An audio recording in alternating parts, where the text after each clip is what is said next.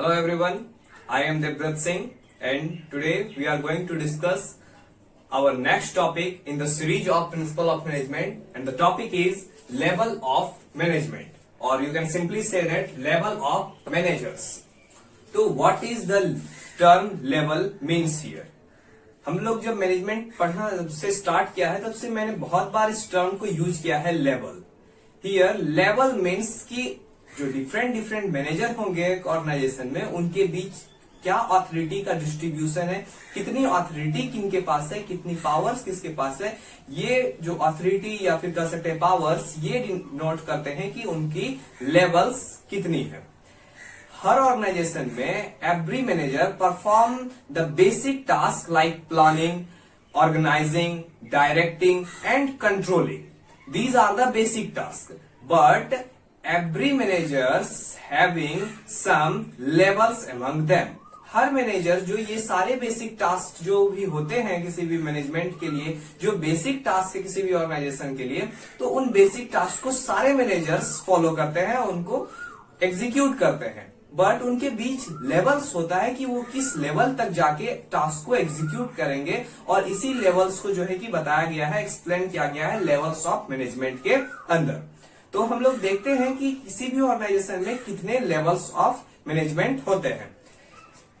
एक ऑर्गेनाइजेशन के लिए, एक बेस्ट ऑर्गेनाइजेशन के लिए 3 लेवल का मैनेजमेंट होना चाहिए. जो फर्स्ट लेवल मैनेजमेंट है वो है top level management, second level management is middle level management, and the third level management is the first line management. यहाँ पर इस तीनों लेवल का यही मतलब है कि ये सारे लेवल्स पे जो भी मैनेजर्स होंगे उनकी ऑथोरिटी में डिफरेंस होंगे, उनके वर्किंग में डिफरेंस होगा. तो अब हम लोग ये सीखते हैं कि इन सारे लेवल्स के जो मैनेजमेंट लेवल हैं, जो भी मैनेजर्स इन मैनेजमेंट लेवल पर होंगे, एक्चुअली में वो क्या टास्क एग्जीक्यूट करेंगे. So pause the video to note it down the levels of management. Then we proceed to the next topic, which is the work of all these levels of management. Okay then. So start with first line management. In first line management, this group of first line managers of an organization is made up of foreman and supervisor. Who is foreman and supervisor? Foreman is that person of an organization which actually perform the task by himself. These are the foremen of an organization. And then who is the supervisor? Supervisor are the person who actually guide the foreman of an organization to explain him how to execute the task. So the foreman and the supervisor are the most important pillar of an organization, and all the foremen and supervisor of an organization are categorized in the section of first line management group. Clear? So proceed to the next level of management, which is middle level management. This level consists of vast. Here I use the term vast. This level consists of vast and diverse. Vast and diverse group include sales manager, plant manager, personnel, and many department heads. Here the term vast and diverse means what? Vast means कि middle level जो management है वो बहुत ही बड़ा section हो जाता है, और इसमें डाइवर्स ग्रुप होते हैं. Diverse group means what? Diverse group कहने का मतलब कि यहाँ पर कोई स्पेशलाइज्ड कोई एक सेक्शन के लोग नहीं होते हैं, यहाँ पर डिफरेंट सेक्शंस के मैनेजर हेड होते हैं, तो इसलिए इसे डाइवर्स एंड वास्ट ग्रुप कहा गया. इसके अंदर कौन कौन से मैनेजर्स आते हैं? Like sales manager.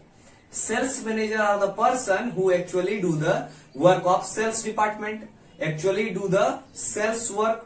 So the sales manager. Plant manager.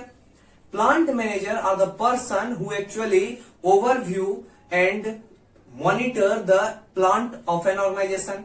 Different plant of an organization. So they are called plant manager. And after that, personal managers are the person who actually interact with the customers. They are called personal manager. And after that, the remaining all the sections are categorized in many department heads. Many department heads means what? All the remaining sections of an organization means less important section of an organization can be categorized in the department head. So all the department head are also come in the section of middle level management. Clear? So our next and most important, you can say that it is the very most important level of management, which is top level management, because here are the person who actually control the organization. So the top level managers consist of board chairman and CEO of the organization. Here the board chairman and the CEO of an organization. Top level managers या फिर top level management में वो सारे लोग होते हैं जो कि एक्चुअल में अपने ऑर्गेनाइजेशन के लिए कुछ भी डिसीजंस लेते हैं, कुछ भी चेंजेस कर सकते हैं, कुछ भी कंट्रोलिंग लॉ ला सकते हैं. तो वो सारे लोग या वो सारे पर्सन्स जो इन सारे सेक्शंस को इफेक्ट कर सकें, they are come under the section of top level management group. तो इस ग्रुप में जो मेनली होते हैं बोर्ड चेयरमैन होते हैं, जो एक्चुअली में पार्टिसिपेट करते हैं किसी भी डिसीजन मेकिंग में, और सीईओ होते हैं, मतलब chief executive officer of that organisation. Clear? तो अभी हम लोगों ने सीखा कि किसी भी ऑर्गेनाइजेशन में जो लेवल्स ऑफ मैनेजमेंट है वो कितने होते हैं. हमने सीखा कि लेवल्स ऑफ मैनेजमेंट 3 होते हैं. First one is the first line management group, second one is the middle level management group and the third one is the top level management group. हम लोगों ने ये भी देखा कि first line, middle level and top level management group की works क्या है, उनकी क्या क्या रिस्पॉन्सिबिलिटी है. तो देखते हैं मैनेजरियल स्किल्स क्या होता है. सीखते हैं हम लोग अब मैनेजरियल स्किल्स क्या होता है और इसे कैसे इंप्लीमेंट किया जाता है किसी भी ऑर्गेनाइजेशन में. सबसे पहले तो ये देख लेते हैं कि मैनेजरियल स्किल में जो वर्ड स्किल है, इस स्किल वर्ड का क्या मतलब है. ये skill is an individual's ability to translate knowledge into action. Skill होता है वो थिंग जो कि किसी भी पर्सन के नॉलेज को कन्वर्ट करता है एक्शंस में. कैसे? देखिए, किसी के पास बहुत सारा नॉलेज है, बट वो अगर ये नहीं जानता है कि उस नॉलेज को इम्प्लीमेंट करके, उसका यूज करके कैसे कोई भी काम किया जाए, तो वो नॉलेज वेस्ट है उसके लिए. That's like skill is the term, या फिर कह सकते हैं skill is an ability to translate the knowledge of an person into action. Skill के हेल्प से कोई भी पर्सन अपने नॉलेज को ट्रांसलेट कर सकता है, कन्वर्ट कर सकता है, उसे यूज कर सकता है, इंप्लीमेंट कर सकता है किसपे? अपने एक्शंस में. तो ये तो हो गई स्किल्स की बात. तो अभी जो हम लोग सीख रहे हैं वो सीख रहे हैं मैनेजरियल स्किल. तो मैनेजरियल स्किल क्या है? A manager should possess 3 major skills. किसी भी मैनेजर के पास जो 3 जो होता है मोस्ट इंपॉर्टेंट, या फिर कह सकते हैं कि मेजर स्किल्स होता है. वो 3 मेजर स्किल्स में कौन कौन से आते हैं? सबसे फर्स्ट है conceptual skill. First one is the conceptual skill. Conceptual level पर उसे जब काम करने की जरूरत होती है तो वो अपने कंसेप्चुअल स्किल की हेल्प लेता है. Second one is human relation skill, जो कि मैंने पहले ही बताया था कि जो मिडिल लेवल मैनेजर्स होते हैं वो किसमें ज्यादा अपने टाइम को स्पेंड करते हैं? सेल्स डिपार्टमेंट में, प्रोडक्ट डिपार्टमेंट में, human relation, personal, departmental head. तो ये सारे जो वर्क्स आते हैं वो आते हैं ह्यूमन रिलेशन स्किल के अकॉर्डिंग. जो थर्ड स्किल है जो एक मैनेजर को होना चाहिए वो है टेक्निकल स्किल. टेक्निकल स्किल एक वो स्किल है जिसके थ्रू एक्चुअल में जो एक मैनेजर है वो वर्क को प्रोवाइड करवाएगा, वर्क को एग्जीक्यूट करवाएगा. तो अभी ये जो डिफरेंट स्किल है, conceptual skill, human relation skill and technical skill, ये डिफरेंट स्किल डिफरेंट मैनेजर्स के लिए बने हुए हैं. तो देखते हैं एक छोटा सा ग्राफ, और उस ग्राफ को देखकर समझते हैं कि ये सारे जो स्किल्स हैं उसे एक ऑर्गेनाइजेशन में कैसे इंप्लीमेंट किया गया है, कैसे रखा गया है, ये देखते हैं. तो ये रहा हमारा ग्राफ. इस ग्राफ में हम लोग देखने वाले हैं कि जो डिफरेंट स्किल्स है वो मोस्टली जो है कि उस स्किल का यूज कौन करते हैं. तो ये देखिए जो ग्राफ है कंसेप्चुअल स्किल वाला, कंसेप्चुअल स्किल का ग्राफ सबसे ज्यादा है किस सेक्शन में? सबसे ज्यादा है टॉप लेवल के जो मैनेजर है वो मैक्सिमम सेक्शन जो है कि कंसेप्चुअल स्किल का यूज करेंगे। मींस जो टॉप लेवल के मैनेजर होते हैं वो ज्यादातर टाइम अपने कंसेप्चुअल स्किल्स पे देते हैं, like decision making, like controlling, directing, इन सारे कामों को देखना ही काम है टॉप लेवल मैनेजर्स का। तो उनका जो मोस्टली टाइम जाता है वो जाता है किसमें? कंसेप्चुअल स्किल्स में। नेक्स्ट जो है हमारा human relation skill. Human relation skills जो है मिडिल लेवल मैनेजर्स होते हैं वो सबसे ज्यादा इस पर ध्यान देते हैं और वो सबसे ज्यादा इस पर काम करते हैं। तो ह्यूमन रिलेशन स्किल आता है मिडिल लेवल मैनेजर्स के सेक्शन में। एंड जो थर्ड है टेक्निकल स्किल। टेक्निकल स्किल जो एक्चुअल में आता है वो फर्स्ट लाइन मैनेजर्स के यूज में आता है, बिकॉज जो टेक्निकल स्किल्स है मतलब एक्चुअल में जो वर्क को एग्जीक्यूट करवाने का काम है वो टेक्निकल लेवल पर सुपरवाइजर और फॉरमैन का होता है। अभी जस्ट हम लोगों ने पढ़ा कि सुपरवाइजर और फॉरमैन जो होते हैं वो एक्चुअली वर्क को एग्जीक्यूट करवाते हैं। तो टेक्निकल स्किल्स उन्हें ही चाहिए जो कि एक्चुअल में वर्क को एग्जीक्यूट करवा रहे हैं ऑर्गेनाइजेशन में। तो इसलिए जो फर्स्ट लाइन मैनेजर है उनका जो ज्यादातर सेक्शन, ज्यादातर टाइमिंग जो है वो टेक्निकल स्किल्स में यूज होता है। आई होप कि आपको ये जो मैनेजरियल स्किल्स हैं ये अच्छे से समझ में आ गया होगा। Pause the video to note down, इसे नोट डाउन कर लीजिए फिर। ओके, तो अब हम लोग देखते हैं कि मैनेजरियल स्किल्स के अंदर time spent in administration and managerial function. जो भी मैनेजर्स होते हैं, जो भी अभी हम लोगों ने डिफरेंट लेवल्स ऑफ मैनेजर्स को जाना, उन सारे मैनेजर्स का टाइम स्पेंड क्या होता है एडमिनिस्ट्रेशन में एंड मैनेजरियल फंक्शन में। मैं यहाँ पे जल्दी से क्लियर कर देता हूँ इस दो टर्म को, administration and managerial function. Administration वो टर्म होता है, वो सेक्शन होता है किसी भी ऑर्गेनाइजेशन का जहां पर की डिसीजंस लिए जाते हैं, जहां पर की डायरेक्शंस की बातें होती है, जहां पर की कंट्रोलिंग की बातें होती है। तो ये वाला जो सेक्शन है वो आता है एडमिनिस्ट्रेशन के अंदर। मीन्स प्रशासन, मतलब पूरे ऑर्गेनाइजेशन के ऊपर नजर रखना, उनका ध्यान रखना और उस ऑर्गेनाइजेशन के अकॉर्डिंग अगर कुछ डिसीजंस लेने हैं तो वो सारे जो भी वर्क होंगे ये सारे वर्क आएंगे एडमिनिस्ट्रेशन के अंदर। एडमिनिस्ट्रेशन के अंदर वो सारे काम नहीं आएंगे जैसे कि इस प्रोडक्ट को कैसे तैयार करना है, नो, ये सारे टेक्निकल वर्क्स हैं और ये एडमिनिस्ट्रेशन के अंदर नहीं आते हैं। तो आई होप कि एडमिनिस्ट्रेशन वर्ड क्लियर हो गया होगा। प्रोसीड करते हैं मैनेजरियल फंक्शन।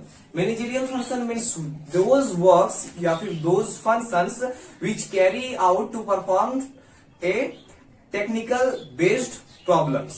तो टेक्निकल बेस्ड प्रॉब्लम्स जो भी है, लाइक कि हमें किसी भी काम को किस तरीके से करना है, दैट इज मैनेजमेंट। तो मैनेजरियल फंक्शंस ये हो गए।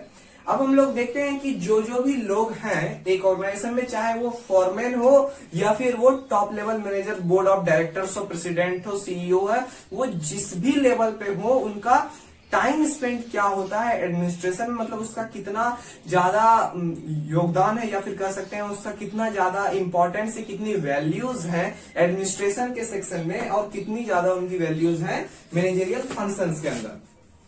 तो ये है हमारा एडमिनिस्ट्रेशन बाय मैनेजमेंट का ग्राफ। और इस एडमिनिस्ट्रेशन बाय मैनेजमेंट के ग्राफ में देखिए जो मैक्सिमम सेक्शन है, ये जो मैक्सिमम सेक्शन है बोर्ड ऑफ डायरेक्टर्स का, वो मैक्सिमम टाइम को यहाँ पे डिनोट कर रहा है। मैक्सिमम टाइम उनका एडमिनिस्ट्रेशन के वर्क में जाता है।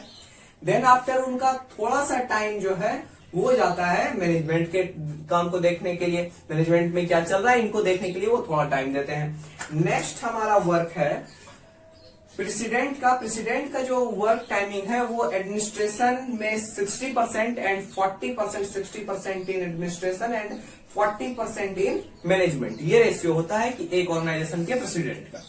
जो थर्ड सेक्शन है वो जनरल मैनेजर। जनरल मैनेजर अपना 40% देते हैं एडमिनिस्ट्रेशन के सेक्शन में एंड 60% देते हैं वो अपना मैनेजमेंट के सेक्शन में। नेक्स्ट है हमारा वर्क मैनेजर। जो भी वर्क मैनेजर है, वर्क मैनेजर अपने पूरे टाइमिंग का 20% एडमिनिस्ट्रेशन में उनका इंपॉर्टेंस होता है एंड 80% वो अपना काम मैनेजमेंट के लिए करते हैं, ऑर्गेनाइजेशन के मैनेजमेंट के लिए। नेक्स्ट जो हमारा जो फॉरमैन है ऑर्गेनाइजेशन का, फॉरमैन का ओनली 5 to 10% ही इंपॉर्टेंस होता है एडमिनिस्ट्रेशन सेक्शन में, बाकी 90% जो इनका डिस्ट्रीब्यूशन होता है, इनका जो इंपॉर्टेंस होता है ऑर्गेनाइजेशन के लिए, इनका 90% टाइमिंग जो होता है वो मैनेजमेंट में जाता है, मतलब वर्क में, एक्चुअल वर्क में जाता है। और अगर देख लें बोर्ड ऑफ डायरेक्टर्स का, तो बोर्ड ऑफ डायरेक्टर्स का 90% टाइमिंग एडमिनिस्ट्रेशन में एंड 10% टाइम जो है इनका मैनेजमेंट में जाता है। तो इस तरह से हम लोगों ने एडमिनिस्ट्रेशन बाय मैनेजमेंट के ग्राफ को समझा और फिर ये सीखा कि किस तरह से एक कंपनी में जितने भी लोग हैं, अगर वो board of director, president, general manager, work manager या फॉरमैन, उनका टाइमिंग डिस्ट्रीब्यूशन क्या होता है एडमिनिस्ट्रेशन में एंड मैनेजरियल फंक्शन में। आई होप आज का ये लेक्चर आपको समझ में आ गया होगा और आई होप कि आप इससे कुछ सीख भी रहे होंगे। और आपने अगर इसके प्रीवियस लेक्चर्स को नहीं देखा है तो आप डिस्क्रिप्शन बॉक्स में इसका लिंक दिया हुआ है, या फिर आप मेरे प्लेलिस्ट में जाके भी और प्रिंसिपल ऑफ मैनेजमेंट के प्लेलिस्ट में जाके आप चेकआउट कर सकते हैं कि इसके प्रीवियस कौन कौन से वीडियोस हैं और मैंने क्या क्या समझा रखा है। तो आज के लिए बस इतना ही। Thank you so much and stay home, stay safe.